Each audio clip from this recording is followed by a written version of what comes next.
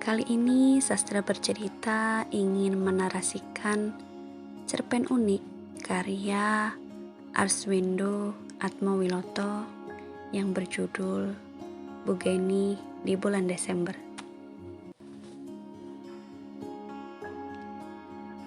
Bagi Bu Geni, semua bulan adalah Desember.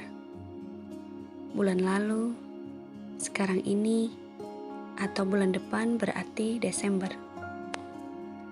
Maka kalau berhubungan dengannya, lebih baik tidak berpatokan kepada tanggal, melainkan hari. Kalau mengundang, bilang saja Jumat, 2 Jumat lagi. Kalau mengatakan tanggal 17 bisa repot, karena tanggal 17 belum tentu jatuh hari Jumat. Kalau memesan tanggal 17, bisa-bisa Bu Geni tidak datang sesuai hari yang dijanjikan. Masalahnya banyak sekali yang berhubungan dengan Bu Geni. Semua penduduk yang ingin mengawinkan anaknya, pilihannya hanya satu. Bu Geni, juru rias pengantin. Banyak rias pengantin lain, tapi tak bisa menyamai Bu Geni. Bahkan setelah banyak salon, pilihan tetap ada Bu Geni. Menurut yang sudah-sudah, Bu Geni bukan perias biasa. Beliau mampu mengubah calon pengantin perempuan menjadi sedemikian cantiknya, sehingga benar-benar manglingi dan tak dikenali lagi. Salah satu keistimewaan beliau adalah menyemburkan asap rokok ke wajah calon pengantin. Menurut tradisi, katanya ini disembagani, dijadikan seperti kulit tembaga, bukan emas. Hampir semua perias pengantin memakai cara yang sama, namun tak ada yang menyamai kelebihannya. Pernah dalam satu hajatan, tuan rumah pingsan karena disangka anak perempuan yang dinikahkan kabur. Ibu calon pengantin pingsan, bapak calon pengantin malu, dan sanak saudara mulai mencari ke teman-temannya. Padahal sang calon pengantin ada di rumah. Bahkan setelah ditemukan, ibu calon pengantin masih menolak. Itu bukan anak saya. Itu bukan anak saya. Ya sudah, kalau bukan anakmu, berarti anakku. Ayo kita pulang. Baru kemudian ibu calon pengantin sadar dan mengatakan, bagaimana mungkin anakku bisa secantik ini? Padahal Bu Geni tidak selalu menyenangkan. Suara keras dan membuat pendengarnya panas. Ini anak sudah hamil. Kenapa kamu sembunyikan? Kenapa malu? Mempunyai anak bisa hamil itu anugerah, bukan ditutup-tutupi, bukan dipencet-pencet dengan kain. Itu kan anak kamu sendiri. Kalau tak salah, kejadian itu berlangsung di rumah Pak Bupati. Sehingga kabar menyebar dan masih tergema jauh setelah peristiwa itu usai. Pernah pula nyaris menggagalkan upacara perkawinan hanya karena Bu Geni melihat wajah calon pengantin suram. Biasanya 2 atau 3 hari sebelumnya, Bu Geni memerlukan bertemu langsung dengan calon pengantin perempuan. Kenapa bukan dengan calon pengantin laki-laki?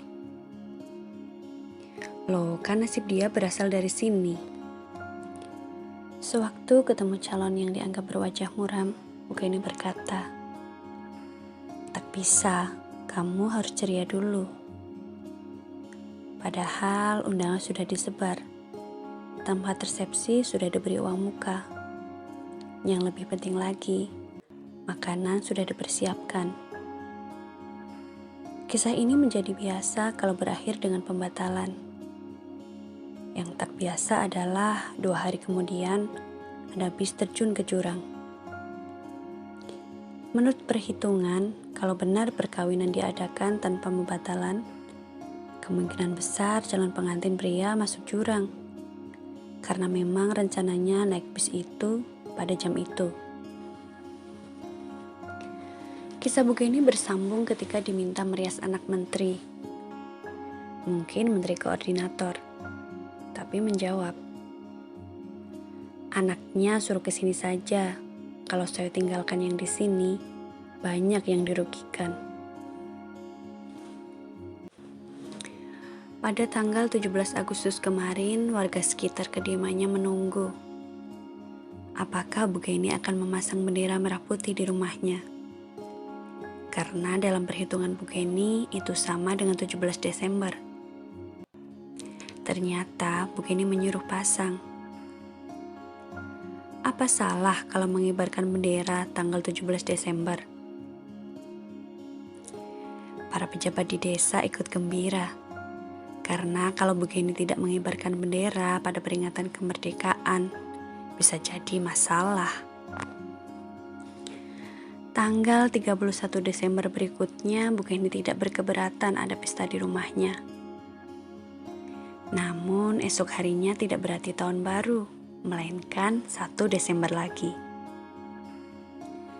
Banyak yang mengatakan itu ngilmu Bugeni, sehingga selalu tampak muda. Dan Bugeni memang selalu nampak sama. Ketika seseorang tetangga dirias, sampai anaknya dirias juga, wajah dan penampilannya tetap sama. Ini bisa dibuktikan dengan potret yang diambil saat itu. Dan 20 tahun berikutnya, atau mungkin juga 20 tahun sebelumnya. Perkawinan adalah upacara yang paling tidak masuk akal. Sangat merepotkan.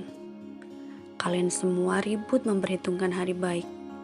Pakaian seragam apa, dan itu tak ada hubungannya dengan perkawinan itu sendiri. Lihat saja mereka yang pidato saat perkawinan. Yang memberi wejangan, itu yang paling membosankan. Paling tidak didengarkan. Tapi selalu diadakan. Begitulah perkawinan. Agak aneh juga perkataan itu keluar dari Bugeni, yang hidupnya justru dari adanya upacara perkawinan.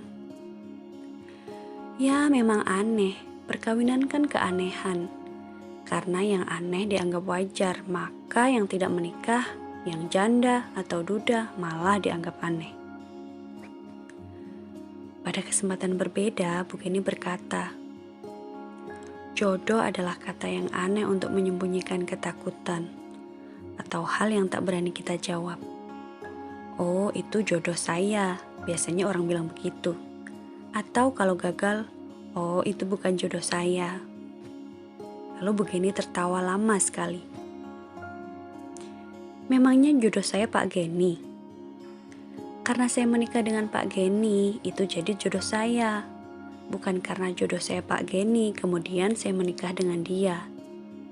Lain kalau saya tidak jadi menikah dengan Pak Geni dulunya, itu bukan jodoh saya. Kenapa dulu kawin dengan Pak Geni? Ya karena sudah waktunya kawin seperti yang lain. Berarti tidak atas dasar cinta ketika menikah dengan Pak Geni. Seperti halnya jodoh, begitu kamu nikah, ya itu harus diterima sebagai cinta. Itu lebih penting. Karena kalau mengandalkan cinta sebelumnya, bisa tidak langgeng. Yang kamu miliki itulah yang kamu cintai, dengan cinta sebelumnya atau tidak. Pertanyaan itu terlontar karena ada kabar Pak Geni akan menikah lagi. Ya biar saja, nanti aku akan merias pengantinnya. Kalimatnya enteng, datar, nyaris tanpa emosi. Dilarang juga susah dan tak ada gunanya, boleh saja. Mungkin itu sebabnya Bugeni tetap bersedia merias calon pengantin yang akan menjadi istri kedua atau ketiga. Biarlah orang merasakan kegembiraan sekali dalam hidupnya. Bagi Bugeni, perkawinan adalah kegembiraan, sukacita. Kalau saat kawin saja kamu tidak merasa gembira, kamu tak akan menemukan kegembiraan yang lain. Menurut Bugeni, tak ada perkawinan yang gagal. Karena perkawinan sendiri bukanlah keberhasilan. Yang diperlukan hanya sedikit keberanian dan banyak kebodohan. Itulah model kawin. Untuk bercerai diperlukan banyak keberanian dan sedikit kebodohan. Apakah Bu Geni pernah berpikir bercerai dengan Pak Geni? Saya tak pernah memikirkan bercerai. Kalau ingin membunuhnya, sering. Begitulah Bu Geni, yang juru rias pengantin. Telah merias semua perempuan di desanya. Boleh dikatakan semuanya yang kawin dan yang tidak. Yang terakhir ini dilakukan Bu Geni pada mayat perempuan yang meninggal sebelum menikah. Sebelum dikuburkan, Bu Geni merias dengan komplit. Banyak yang tidak setuju, banyak yang menyayangkan, banyak yang menjadi takut dirias. Ketakutan terwujud pada perkawinan, takut terlalu bahagia, terlalu bebas, terlalu nikmat. Makanya kita mengikatkan diri pada perkawinan yang banyak mengatur tanggung jawab, mengatur kewajiban, termasuk memberi nafkah, membesarkan anak-anak. Aneh saja, tapi pada dasarnya kita takut dengan kebahagiaan diri kita sendiri dan membatasi dengan adanya kuasa Tuhan. Meskipun mengatakan bahwa penemuan manusia yang paling membelenggu dan menakutkan adalah perkawinan, Bu Geni masih terus merias dengan mengepulkan asap rokok. Bagi seorang yang mampu menciptakan waktu untuk diri sendiri, meskipun masih terikat pada bulan Desember, Bu Geni bisa merias manusia, mayat, juga pernah merias patung pengantin, dan pepohonan, juga kerbau. Bu Geni juga memberi sembaga, sama seriusnya dengan berpuasa sebelum merias. Biarkan kerbau merasakan kegembiraan, sebagaimana yang kita percayai selama ini, bahwa perkawinan adalah kegembiraan. Semua ini untunglah hanya terjadi pada bulan Desember.